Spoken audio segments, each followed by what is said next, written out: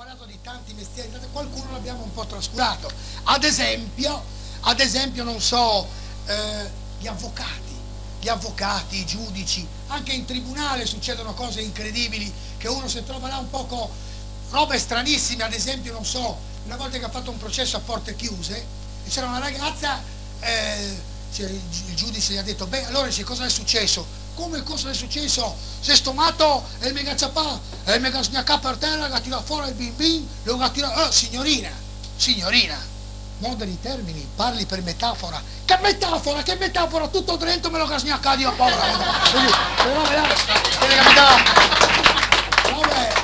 Che ti capita là, che poi invece è il povero attentatore alla virtù di questa ragazza, che tanto era un matto piccio e che avrà avuto un pisellino, così come si può dire, era un 5-6 centimetri, e l'avvocato difensore appunto in chiusura dice: ma signori, ma come volete che questo imputato con così minime dimensioni, che lo ciappa in manga e lo palpava, abbia potuto violentare una ragazza simile? Guardatelo bene, è così piccolo, e continuava a palparlo, che non poteva certamente penetrare una ragazza. Lo vede così, avvocato, altre 2 scassate e perdevo la causa qua.